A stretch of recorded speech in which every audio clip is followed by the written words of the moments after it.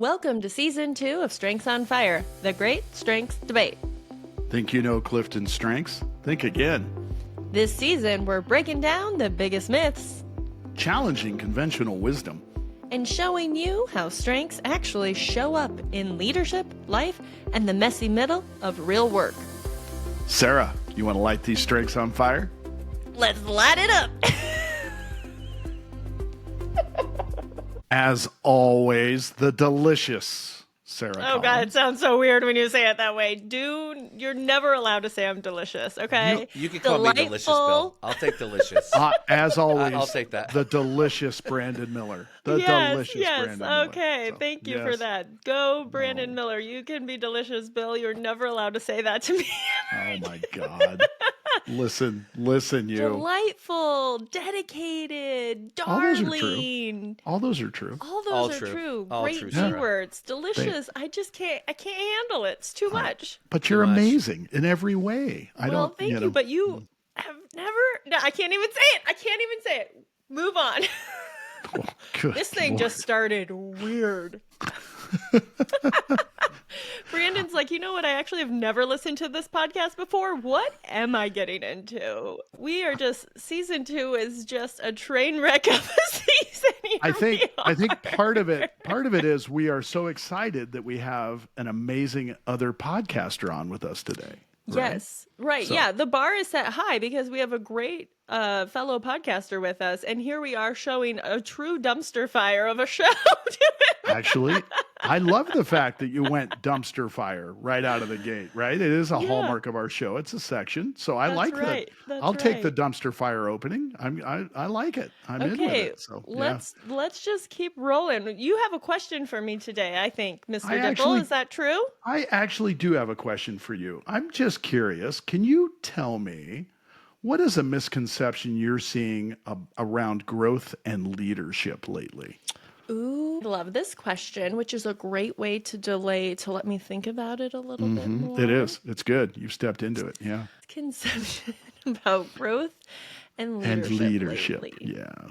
Any of the teams you're working with, any growth or leadership issues coming up for you that you're spotting on a regular basis? I don't know if this is something that is universal right now, but I do think sometimes there is this thought that good teams don't have conflict. And as we know, Strengths-Based Leadership, the book, they talk about the 5 traits of strong teams. And I think the very first one is that strong teams have conflict, but they get through it, right? They work through it for the betterment of the team. And I think I'm constantly telling teams this, that we are humans and we will be in conflict in any relationship you're in, whether it's your partner, your children, your friends, your parents, your neighbors. There will become times where we have disagreements. We have different talents, different experiences, different expectations. And so conflict will come up. Now, it doesn't have to be big C, scary, we're in a big fight conflict, but there will be disagreement, which in essence is conflict, and that is normal. It is about figuring out how we have those conversations, how we can, honor each people's themes. And I love strengths, of course, because it helps us see and have empathy for why maybe certain people think differently than us because they're seeing it through the lens of their own talents at times. And so we just have to learn some frameworks, some talking points. We have to understand that it is normal and natural to have conflict and to not run away from it because that actually is going to make the situation worse, or even avoiding it. I think silence is a really deadly, dangerous place for teams to be, is when no one is talking about the things. So it's not being afraid of conflict, knowing that that's totally normal and natural, and we just have to figure out how are we going to deal with conflict when it arises, and that it's not something to be afraid of, run from, or avoid. Wow. Well said.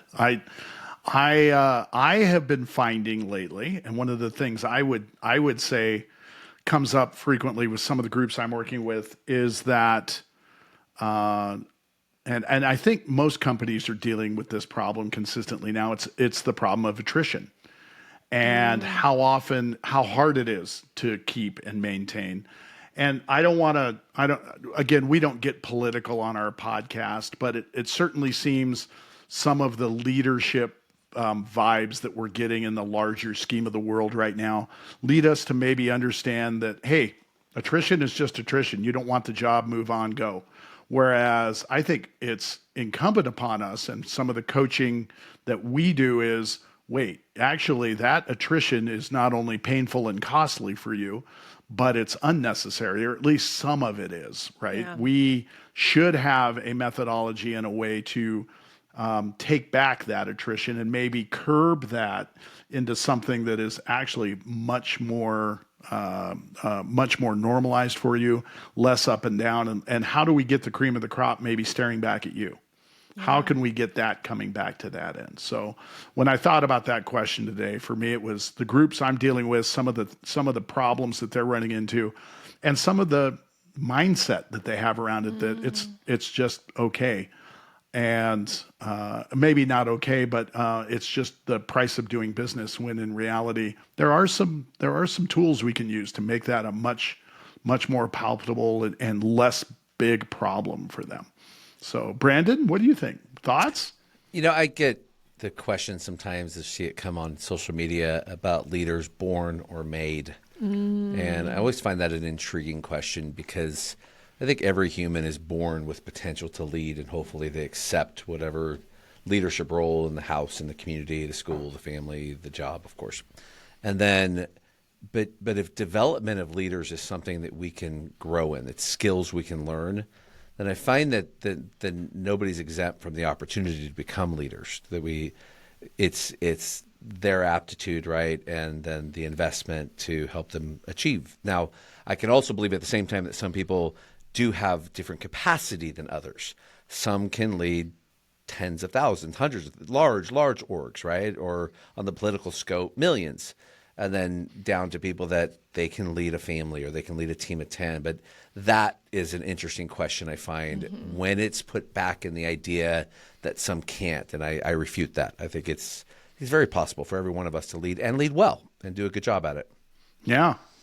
Oh, I love it. I love it. And that's a direct lead into, speaking of good leadership, speaking of people that can lead and do really well, we need to announce our guest today, jumping in early with us, answering some questions. And Brandon, as a leader of a fairly large team, especially from the strengths environment, the amazing work that you're doing out of the Sacramento area, but also for governments, for whole large organizations.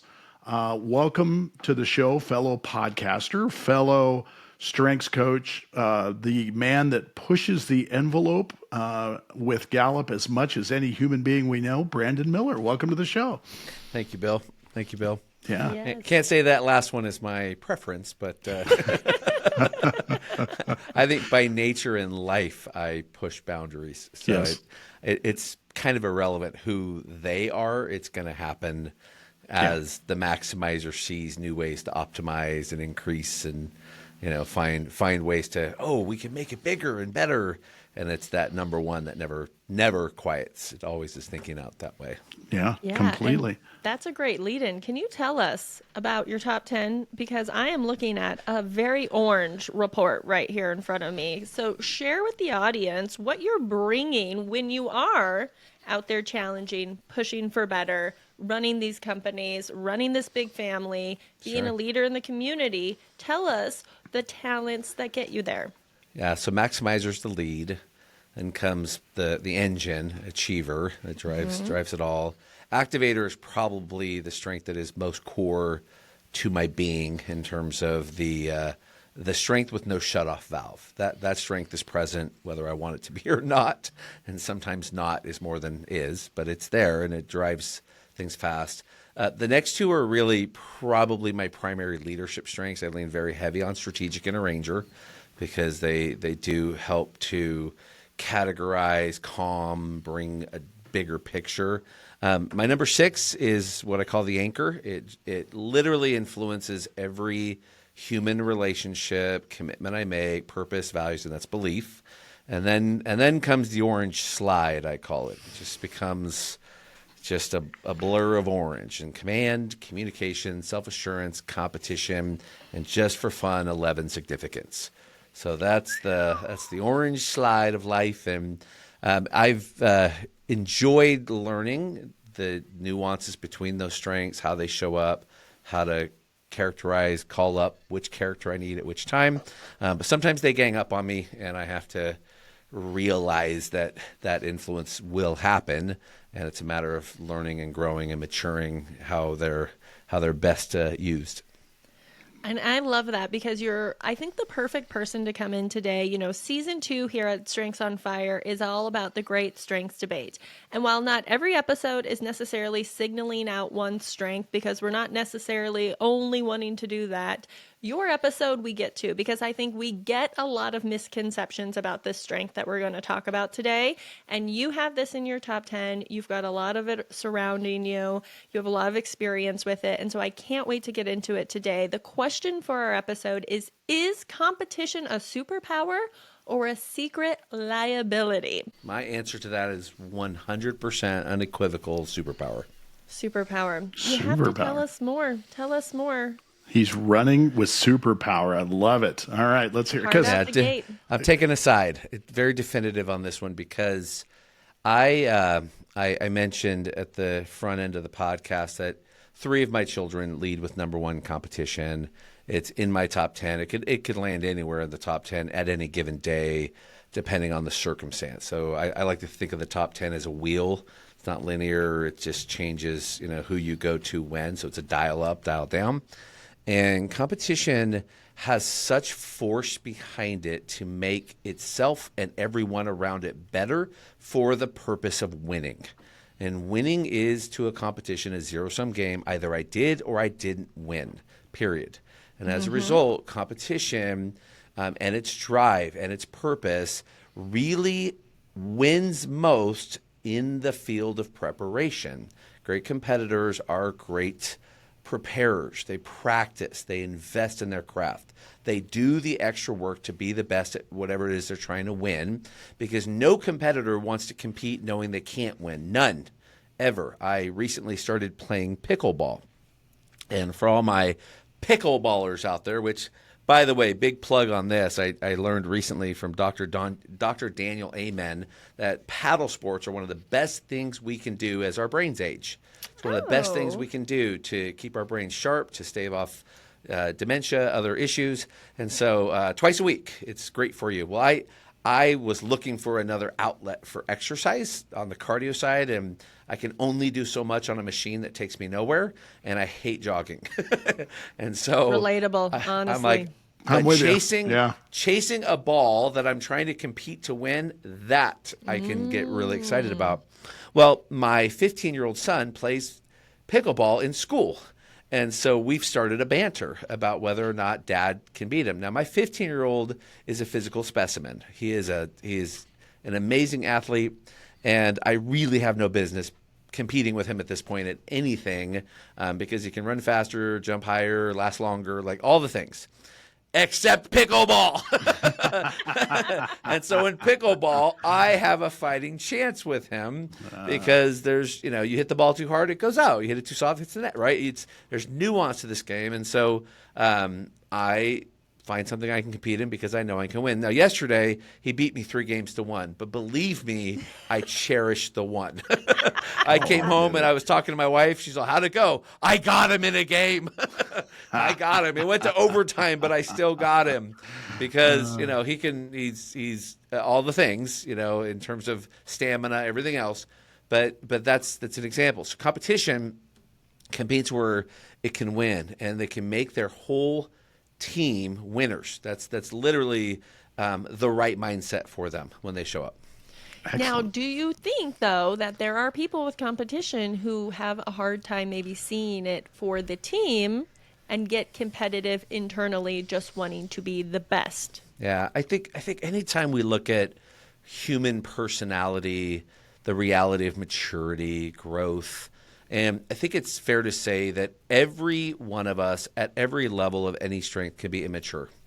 And immature is by nature selfish. And so, yes, absolutely. Every single one of us can be selfish. And certainly competitors can turn the game inward and make it, well, as long as I look good or as long as I compete well. So I happen to be an athletic coach as well. And as a sports coach, I coach football.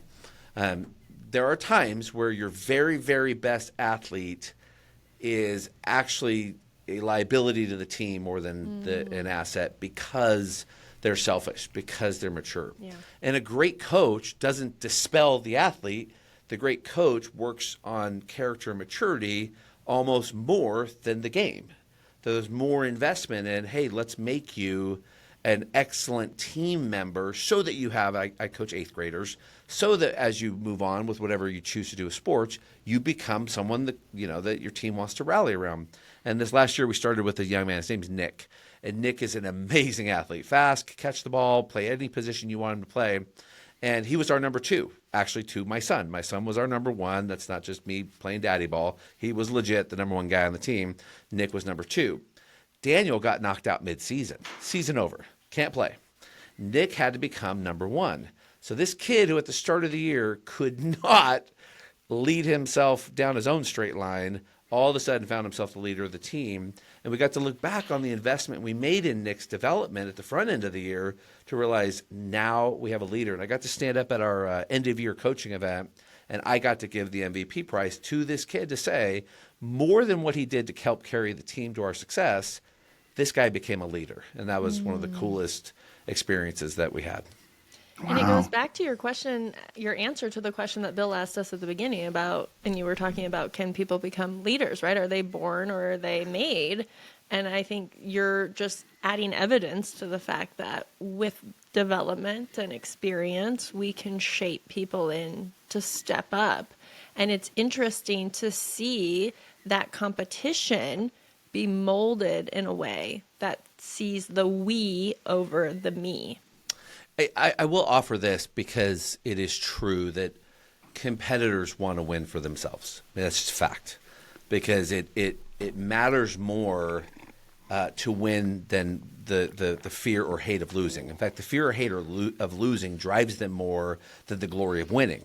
Because the feeling of losing is so painful, so difficult, so vexing that they have to win. So I have a son at home today who's transitioning to adult life, and he took on a new job. And he decided to go work for a door-to-door sales company that washes windows and cleans gutters, okay? And so when he started with them, he was a gutter window cleaner. And we're like, cool job. Right on. Go learn some good skills, go get out there. And he was making great money for a teenager. Great money. I'm talking like some weeks $1,000 a week. Washing windows. I'm like, what am I doing with my life? and so he's working for this kid who's, he's 17 going on 18. He's working for a 19-year-old going on 20. So the 19-year-old comes to my son and he's like, hey, we're going to give you a promotion and you're going to get to be a door-to-door sales guy. And my first was like, oh, are you sure? That's really, really hard. And he's like, Dad, I can make more of this. So first couple of days out there, this is my son who he revolves around competition, but it comes up at time. And you know what strength he leads with, Sarah, that's you'll relate to, is woo. Mm-hmm. He's a woo. You know what the first letter of woo is? Win. The big W. All of a sudden, this guy, I get a text just yesterday from the 19-year-old training him. He's all, dude, your boy is popping off. 6 sales today. I'm like, what? He's all, what is going on? I'm like, wow, he's had a great teacher. Good job, Good job, coach. And so he comes home and I'm like, dude, how'd that day go? So remember I said he could make $1,000 a week. He goes, Dad, I made $500 today. And I went, well, that's amazing, buddy. That's incredible. So the point is that even a bad competitor, what they do for any team in terms of bad as in maybe behavior, is they set really high bars. And when they show what's possible with the hard work, the practice, the routine, they show what's possible. If you can also get them to be ideal team players, woo, you win huge. Yeah. But even if they have to phase out what they did, the gift they gave any organization is they showed everyone what's possible. They showed everyone like, no, new standard. This isn't impossible. We've seen this. Now let's aim for this. Yeah. Oh, I love how you set that up. Yeah. Yeah. So powerful the way you put that together, and a great story to highlight that, Brandon. curious because competition is 31 and 32 for Sarah and I. So I don't want to, throw both of us under the But bus on Sarah's this. got the dub. Sarah's She got the does? That's winning. true. Well, And I love how you pointed out how woo and competition can show up together when you have them both Absolutely. in your top 10. That Yeah. just sort of, because yes, you're right. In woo, just like Bill also has woo, it is winning others over. Right. And I think that's so interesting. I don't know that I remembered this until you were just talking, Brandon, but I do competition is low. Bill just pointed out it's in my 30s. My husband has said to me before, "You're way more competitive than you let on." And we've sort of like, had the little back and forth about it. And it is the woo. I'm only competitive in those things that like grab me favor with people or things I think I can do. So in facilitation, like the work we do, I do feel the competition come out. I want to be good at it because there's a part of the pulling the people in, but it's not the pure winning. Like if you're not first, you're last. I don't have that, especially in like gameplay and different things where a lot of competition people, they just want to win. They're racing me at the stoplight. I'm like, I'm in a Right. minivan. What's happening here? Right. Right. My wife is the number one woo, and the fun banter around the family is that mom is super competitive. Board game, pickleball, if we play card game, and my wife is a real estate agent, and so she lives in a zero-sum world, right? Right. You either sold the house, you either found the house, you either get them in contract and complete the deal, or you don't. And your pay depends on it. The old adage in sales, you get to eat what you kill, period. You don't kill, you don't eat. It's survival of the fittest.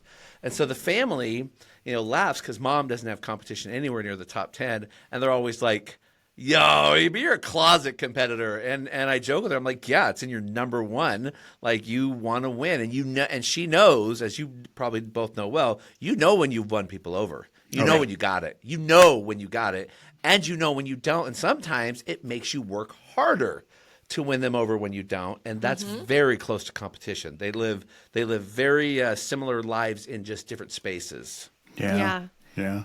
Well, where I was going with that, Brandon, it's low for us, and we both there. And I love that you brought up the orange slide in your assessment because we should point out, and I know we coach around this, but for our arsonists, our regular listeners, having that much influencing at the top component of this assessment is a rarity. Brandon, you are a unicorn in that way, that much influencing shows up. Traditionally, it is much less prevalent on these assessments, as we point out to our teams when we're showing them strengths grids. Right, the first thing when we ask them, "What do you notice?" almost inevitably they say, "Well, we don't have any influencing. All the influencing is gone." Yeah, and on the people side, far more blue than orange. Yeah, or far more. or sometimes depending on where you're at, we'll even see strategy crop up or executing, but that influencing tends to be low depending on where we're at. When it's up, we get to point it out. We obviously work away from that, but my question for you is: when you get around groups with no competition, Brandon, like Sarah and I, and you're coaching us, and you're right, we both have woo very high. It's number 4 for me. So when we have that, what other themes other than woo, or maybe it is woo, but what other themes are you pinning into, or from a coaching point of view, how do you feel you help those that have it so low? Like what is the way to make it there? Because I struggle with that from a debate point of view. For people that have it super high, sometimes I want to bang my head walking in. So looking at it from your side, how are you doing it? How are you getting me to get there? Yeah, I think it's fair to say that if someone doesn't share that need to win, very hard to import it because it's just a different way that they process data around what derives the most satisfaction. So for someone not as high in competition, I like to say everyone loves the win, and we have a saying in our company, revenue solves all. And so revenue and winning business, let's use that as 3 business owners. We all know when we've won a deal, and we all know when we don't. And say that, gosh, I need an extra because I need to up my business. Well, then we would need to tap into where is your greatest satisfaction when you win? And then the key to competition, and it's what I think gives it its edge, is prep. It's practice, it's effort. And that's often what I help teams clue into is how can we prepare like you're trying to win the 100 in a major event? How can we prepare? So I'll use public speaking. I have either of you coached people in public speaking? Oh, yeah. Yeah. So, Both. okay. So if you've ever worked with a leader that's like, okay, what's an area of your professional life you want to improve? I've had public speaking more than any other answer. And for some of them, I'm really honest. All right, you're not ever going to be Tony Robbins. And you're not ever, let's go like 10 levels down and you're probably not going to be there. But we can get you to be adequate and stand up and not be shaking while you're trying to and get points across and, have a way to get there. If we can do the work. And so I give them an example that for every 1 minute a top level speaker is out there, they prepare an hour per minute. So you go, wow, a 30-minute talk, they're putting in 30 hours. Oh, yeah. And early on in their career, it might have been 50 hours to get to that 30-minute talk that looked so effortless and just so woven together, like what we see in a TED, right? Like just so beautiful. It's tapestry, it's art, it's amazing because it's prep. And so if it's needed, right? So if you need it, then we would say, great, then let's just factor back to what's prep look like? What's practice look like? And if we can invest there because you have to have this, you need that, then we'll do that. And that's where some of the strengths philosophy we all talk about is, well, should you really prop up a weakness? Well, that's probably why they call it work sometimes, because sometimes you have to work at something because you need it. And then the answer is, yeah, you betcha. Put in the work and get adequate so you can stand it up. Yeah, I think I also hear you're saying, which I talk to clients a lot too about, is we can get an outcome in the world from your strengths, right? Like, so what is the outcome you want? So it's like you're saying, like if you need to be a public speaker, but that is not natural to you. You don't have those talents, that high communication, that high maybe competition or woo. A lot of influencing I feel like is good at that, but even some strategy and some of those other executing themes. But if you just feel like you're not there, what do you have, right? And so it's like thinking about what is in your top 10. And maybe it's a mindset reframe about it, right? If you have high relator, and so talking to the big groups is hard for you because you prefer one-on-one, well, how can you think about talking to one person in that room? And what would you tell them if you were alone with them in that room that would be impactful? And then like you're saying, and then prep the heck out of it, but in the mindset of relator. So it's still probably never going to be effortless and easy for you, but at least you can manage to do it based on what you have. The other thing that I was thinking about as you were talking about competition is it's orange. It's not purple. And I feel like if it were an executing theme that was purple, it would really drive people to do things for themselves. But it is orange because it's an influencing theme, because it is impacting and influencing those around you, which I think drives us to believe that it is meant for we. Even though it can, of course, in a raw or an immature state be really me driven, it is orange, which needs people to, right? We need people to beat, of course. The big W wants to win, so you have to have those people. But I think it is inherently also open to taking those with you up the mountain. Yeah, it's very rare to meet a high competition who doesn't have achiever next door. It's very rare. Those two often come side by side. I worked with a coach in the past who said he could help athletes determine whether they would podium or not based upon how high he could elevate their competition achiever. If he could get those two strengths in top 2 or 3, if they could stay either 1, 2, or 1 and 3 respectively, he could help them get to the point of choosing the difference between 3rd and 4th place, podium or not podium at Olympic level. And I was so fascinated by that. I was like, oh my gosh, like that's super interesting, because what you're saying essentially is, one, we can turn these powers into things that become more intense. He goes, of course you can. It's effort, it's practice, it's repetition. It's just do reps in anything. You're gonna improve, especially if you already have aptitude. But then 2, how they come. What I like that you said though is that you're right. The competitive strength in its true essence is an influencing talent. It is meant to pull others in. That is its goal. And even in an individual sport, it finds it has to have competitors. Competition requires competitors to be better. It has to. And sometimes they're competitive, friends, right? Like people I compete with, but we have some kind of, secretly we hate each other because we're competing, but really, we're friends because, it's like, this I love hate thing. Frenemies. Yeah. Like it's like, I love you, but I hate losing to you, right? And yet at the same time, that community is where competition thrives. It has to feel like it's being pulled up along with others. And so the outcropping, I love that you brought the purple. I mean, it's very rare to see a high competitor who doesn't have work ethic. Super rare, because how they get to that level, once one wants to cross from good to really good to world class. If you want world class, no substitute. You're putting in work, lots of it, and that drive becomes so important. Yeah. Well, so regarding the question today, and Brandon, you're really swaying me towards superpower. And I think the convincing argument on my end of it revolves around preparation.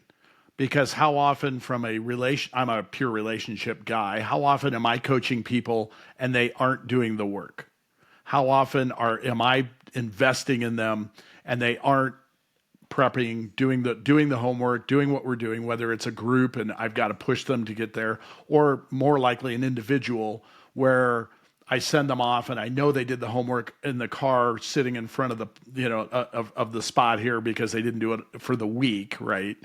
And so I can see it in that frame as a superpower. And I like that you're tying that together, because I would have never made that association myself, that competition is about putting in the back work and the preparation, the 30 to 50 hours to compare to the one. Those are all really great tie-ins. And I love that you're bringing those in. But I'll tell you about the secret on that. This is something I don't normally tell. So competitors, close your ears for a second. These are literally some of the easiest people to coach, because winning is catnip. Mm-hmm. They can't not win. And if you lean in like, hey, do you want to know how to win? Because I have the secret. I can tell you how to win. They can't not lock in. Right. They can't not get hypnotized by, you have a secret to win. You know how to win? And whatever precedes that into like, you be a great team member and you help them to win. And you start telling them good job, and you start making this about an us, not just a me. And it's amazing. I watched a 14-year-old figure this out. Right. and whose reputation all preceding years was prima donna, uncoachable, super attitude. Because once a coach's mind shifts to, you're one good coach away from being the superstar on the team. One good coach away. That's it. One good coach. And so that's how it frames the superpower side for me. Oh, so good. So powerful. Well, in bringing up the debate side of it, right, you mentioned, hey, I can tell you the secret. I will point out how you can do it and get there.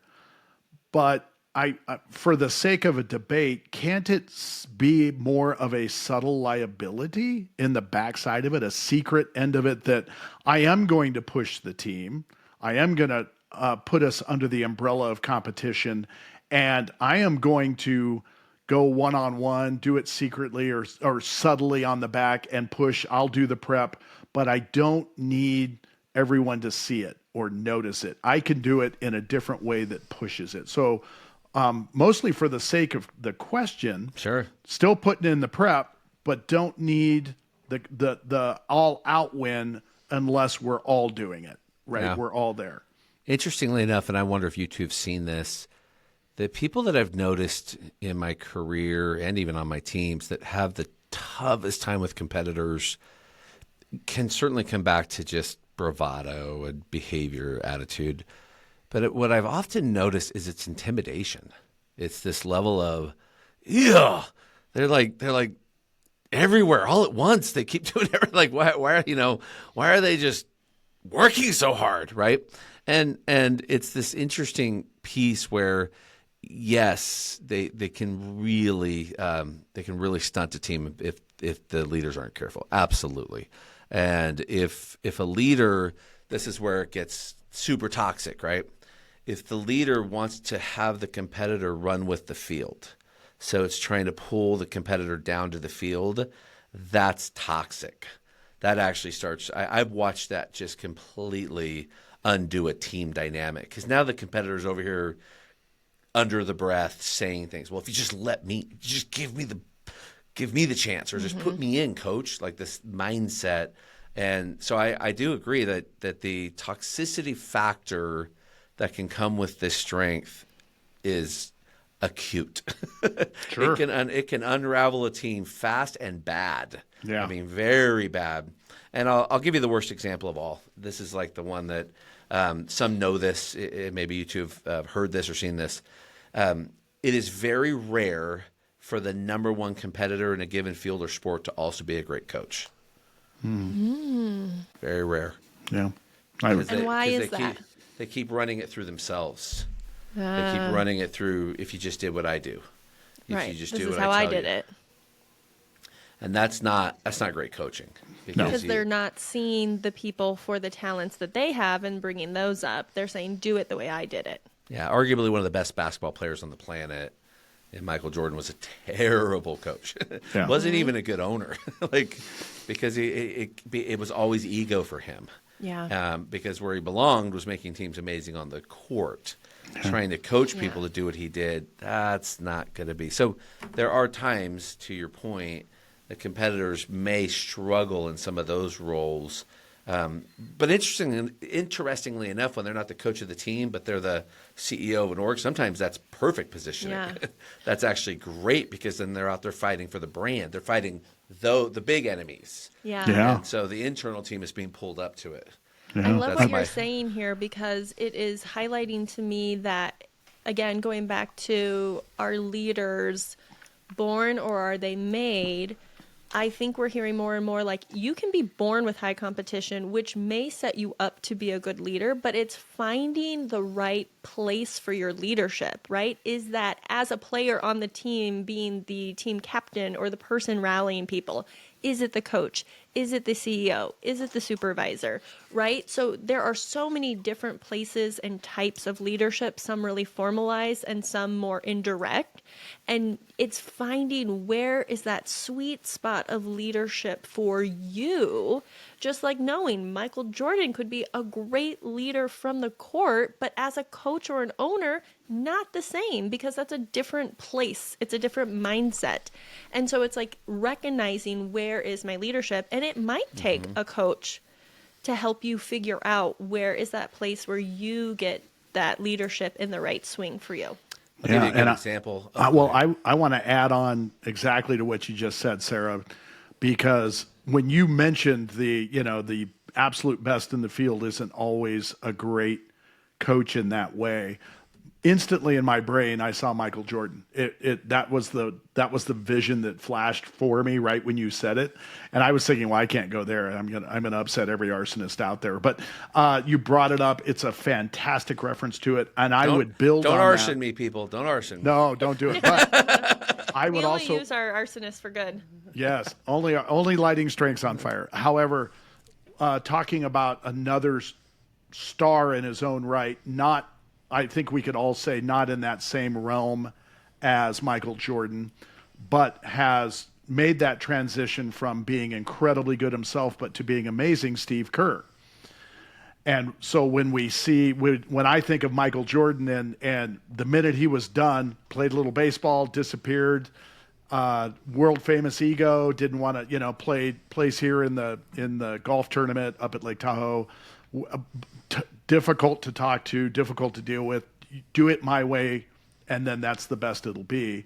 Versus Steve Kerr, who was fantastic as well, led an elite team, was amazing, and now has made that transition. I can take amazing players that are superstars in the Michael Jordan category, think Steph Curry, others in that way, and I can actually develop that and help that. Nothing away from Michael Jordan's ability on the field. I tend to be more envious of the Steve Kerrs in life who knew it and then can promote it in a way that means something for everybody. And I think, Sarah, you were bringing up that, that Michael Jordan part. I think that's the contrast in my mind, Brandon. I think I'll give you a great example from our government experience, and Bill, you might relate to this.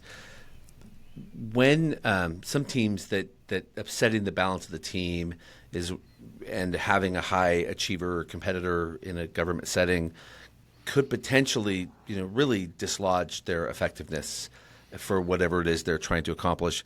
And so what I've seen some really adept leaders do is that they'll create what are called specialist positions, where it segments a person away from a team. So now they're individual contributing and responsible for themselves. And I've watched this work masterfully, where they'll put them in this role where it's on a different level, so they're in a different position, but they don't have reports, and they're really just accountable and responsible for their results. And sometimes, sometimes great competitors don't belong on teams; they belong in individual sports. They belong doing the thing that they most hold, and that's great for them. That just works for who they are. And so knowing that in an org is very helpful as you develop team dynamics within your departments. And I think you point to the fact that strengths don't work in isolation, right? It's what are your other strengths around your competition?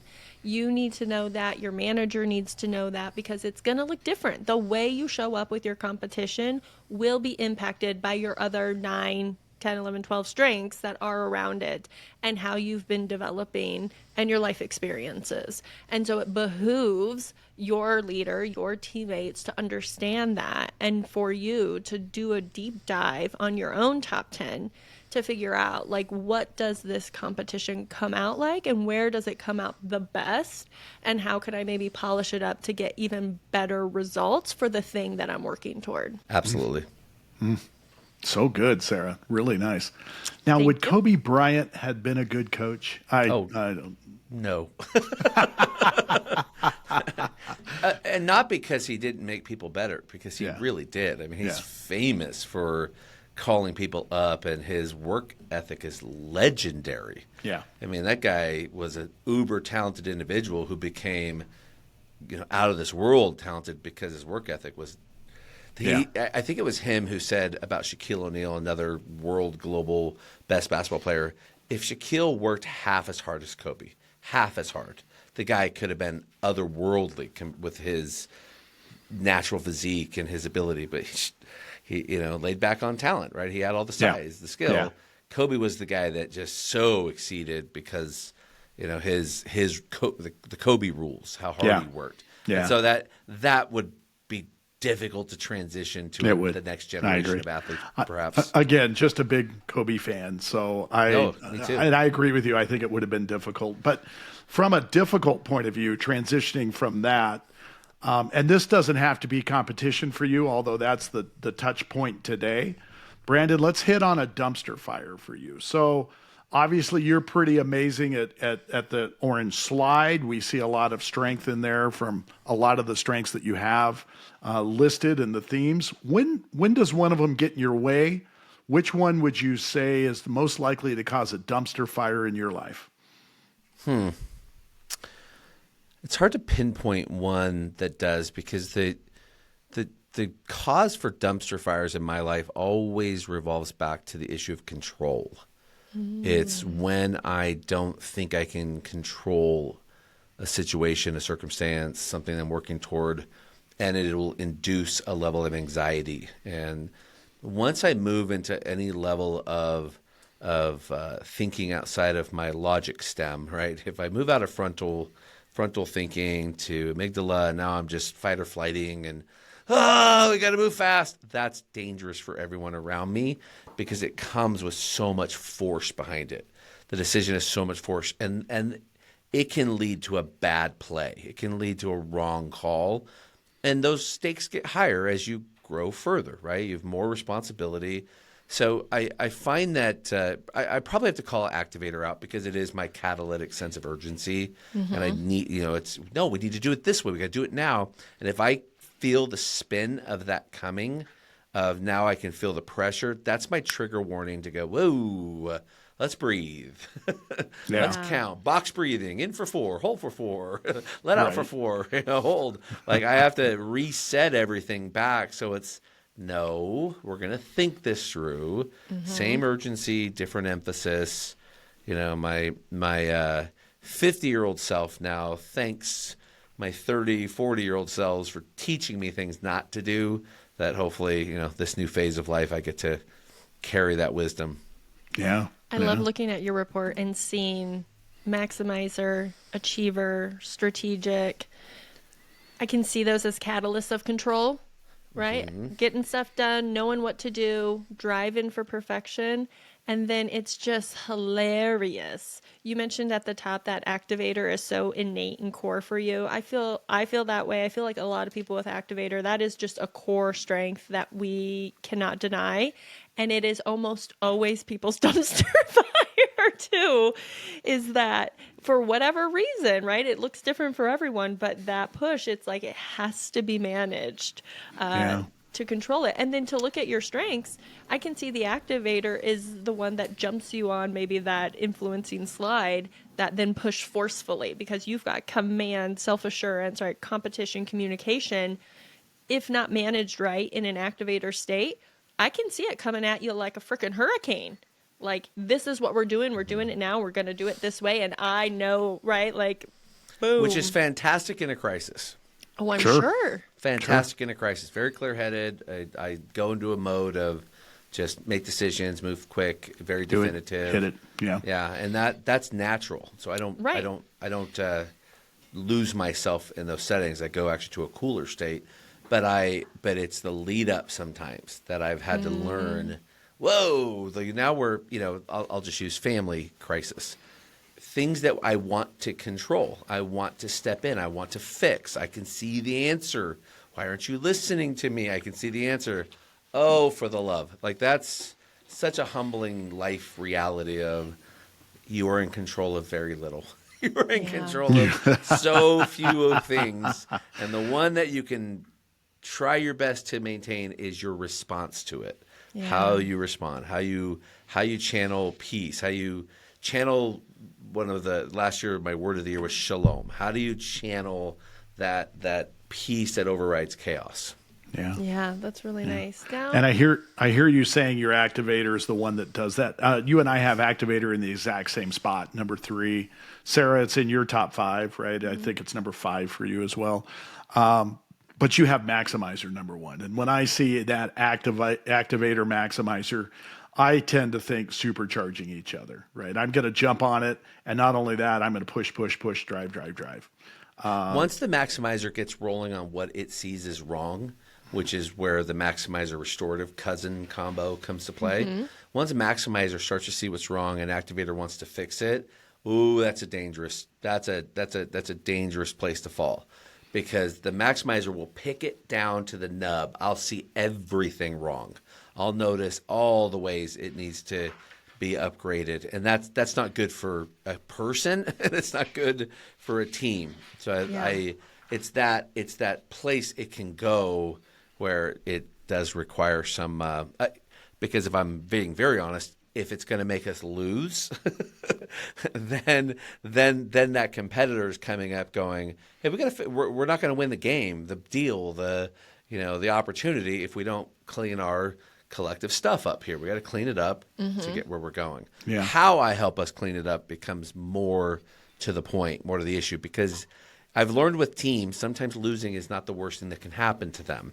Because if a team can learn through a loss, it's actually better for them sometimes than just winning each week. Yeah, absolutely. I, however, could see in fatherhood that being more challenging, because that maximizer push when you're looking at your children and their decisions, and maybe the same philosophy of like sometimes they have to lose, but I have to imagine that's harder as a parent, even if know it's good, than it even is as a coach.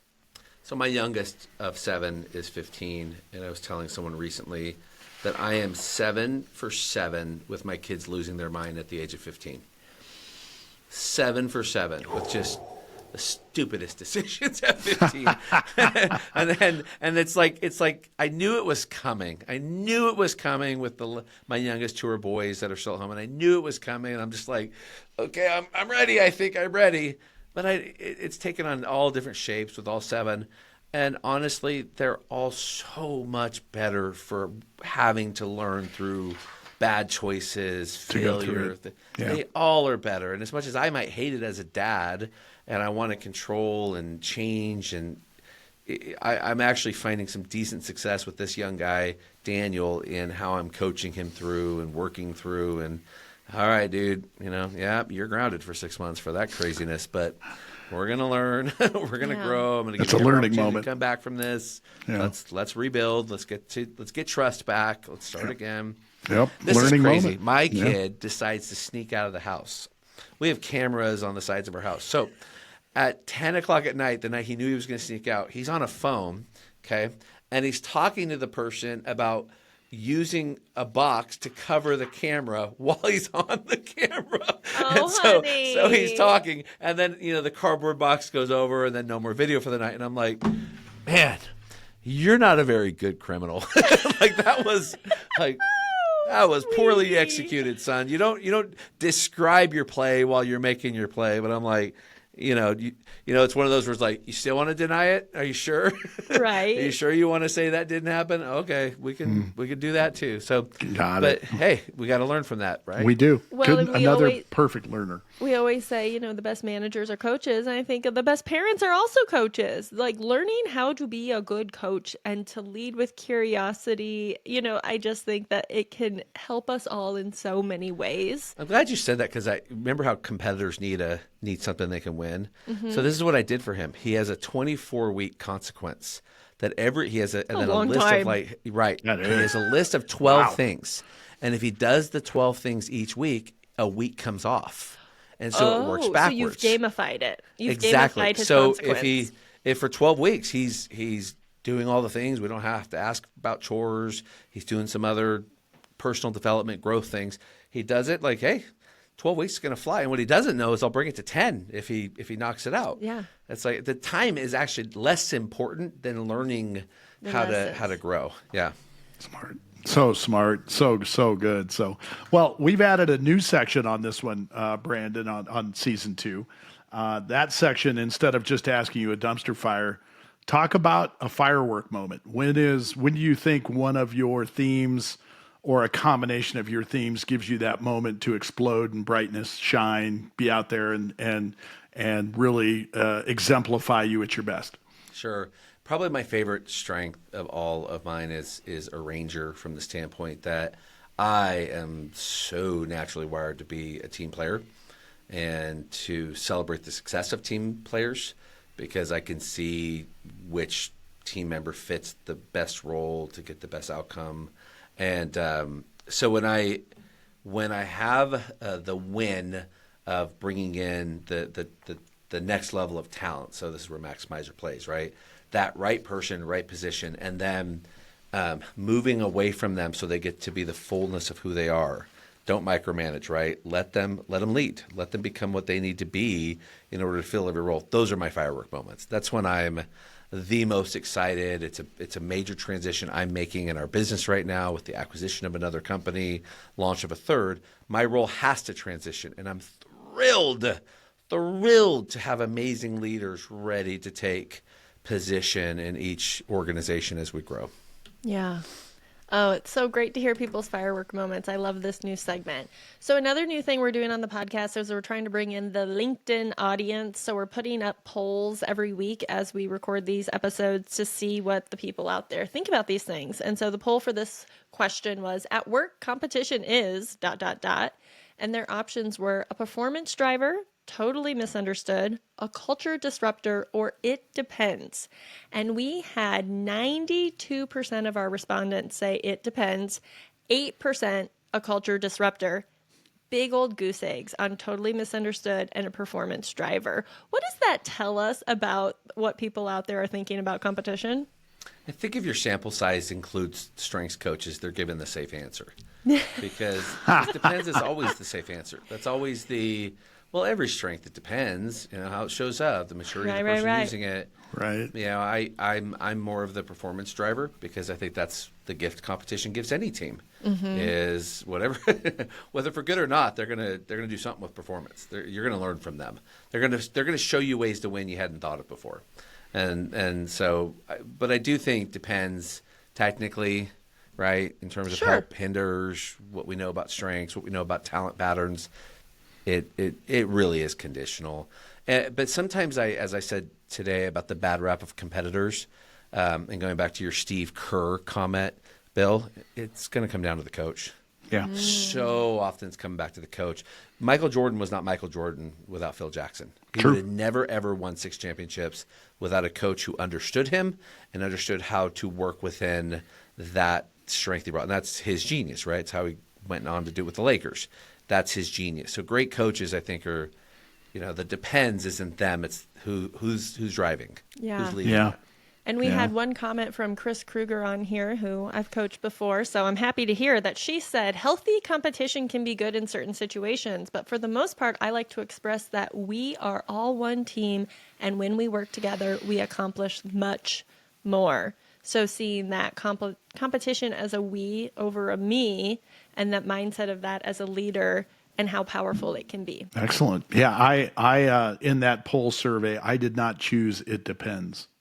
So You filled it out? please, I'm part of the public. Come on. Sure, absolutely. Yeah. No, Give I us your absolutely, thoughts. I went in and voted, which, by the way, based on the poll results, you know what I chose. So if it wasn't, it depends, right? There's only one other option. We got goose eggs everywhere else. So you thought it was a culture disruptor, Bill? I do. I would.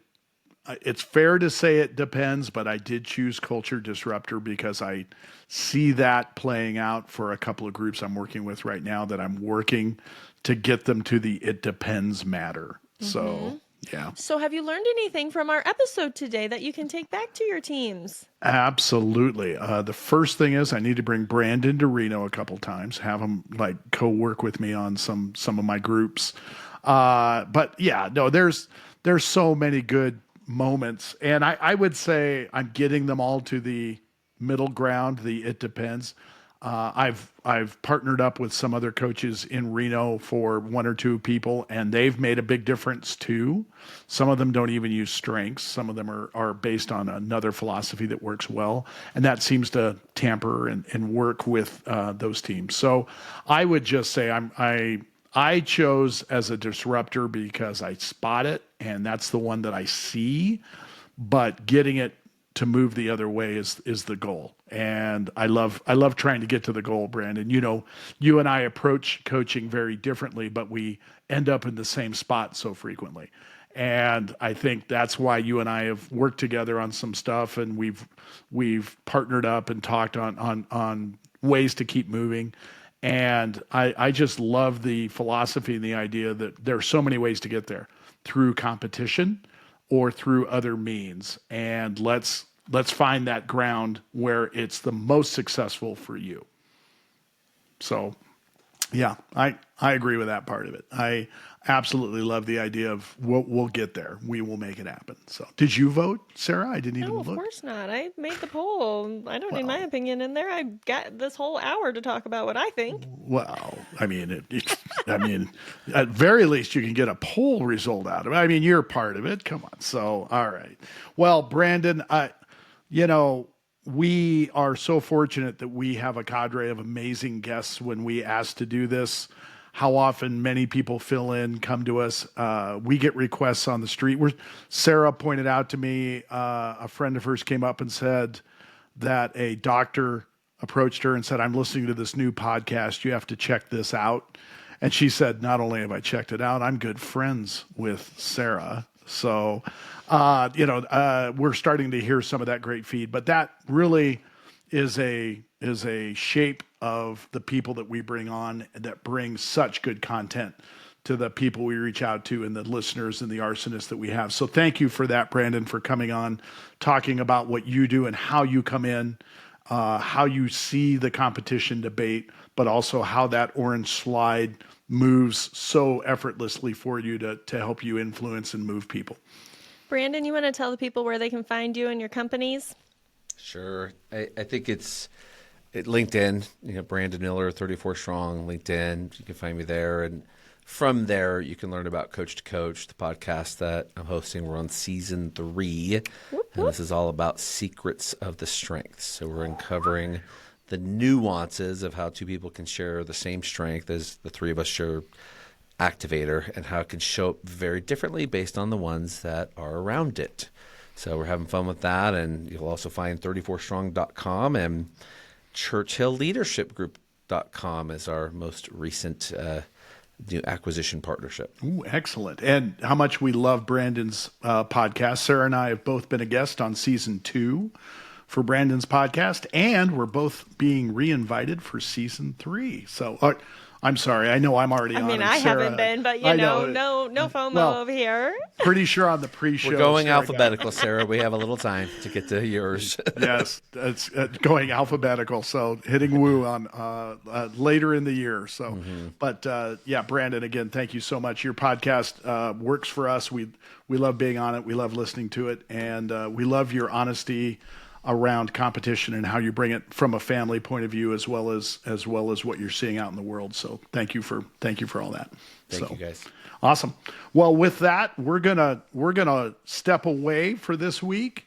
We love our arsonists, so thank you for joining us. And from all of us, a heartfelt, we will talk soon. Bye. Thank you for joining us on Strengths on Fire. If today's conversation sparked something in you, be sure to subscribe, share, and leave a review. We're here bringing you fresh insights to fuel your growth and ignite your potential. Remember, your strengths are powerful, so let's keep the fire burning. And if you're looking to transform your organization through strengths-based strategies and coaching, reach out to Sarah Collins, founder of Collins Collective, or Bill Dipple, founder of Bill Dipple Strengths Coaching. Connect with Sarah at wearecollinsco.com. Follow her on Instagram at SarahCoachCollins, or email her at sarah@wearecollinsco.com, SARAH. You can reach Bill at BillDipple.com, Bill, DIPPEL.com,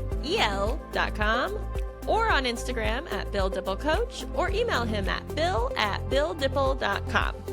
Please note, the opinions, views, and interpretations of Clifton Strengths expressed in this podcast are solely those of the hosts and the guests. They have not been approved, sanctioned, or endorsed by Gallup in any way. Until next time, keep your strengths on fire and let's light up what's possible together. Bye, Bill. Bye, Sarah.